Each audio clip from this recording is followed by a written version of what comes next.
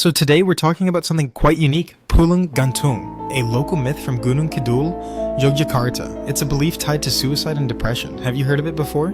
Yeah, I have.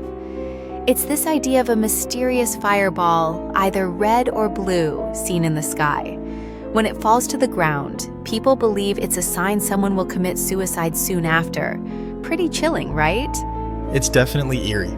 PULUNG means a sign or omen, and Gantung refers to hanging oneself, which is how the myth is tied to suicide. So it seems like it's not just a superstition, but something deeply rooted in the community's understanding of death and fate. Exactly. The myth even traces back to the Majapahit era, when soldiers who were left hopeless after their king's death supposedly turned into these fireballs. The legend claims they became restless spirits, predicting death. Wow, that's a heavy backstory. But, despite its cultural significance, there's a lot more to the suicide rates in that area. The reality is much more tied to mental health issues like depression, chronic illness, or financial struggles. Right.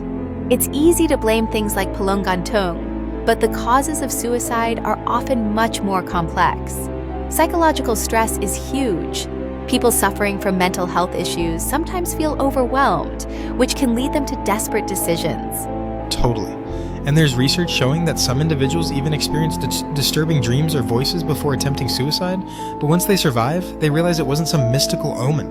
It was the weight of their mental struggles. That's a tough realization. It really highlights how important it is to focus on mental health, rather than relying on superstitions like PULUNG Gantung. There needs to be a more scientific and social approach to dealing with these issues.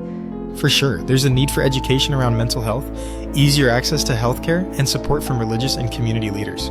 Myths like these can get in the way of that understanding if people don't also embrace a more rational approach. Definitely.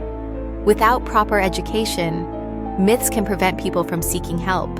It's a challenge, but it also means there's a real opportunity for change, to combine the cultural aspects with modern mental health practices. Absolutely. At the end of the day, understanding suicide from both a cultural and psychological perspective is key.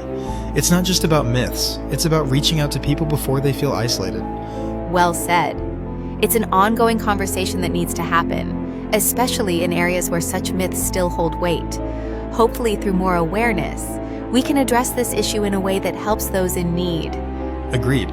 So what do you think? Can changing the cultural approach really reduce the stigma around mental health and suicide prevention?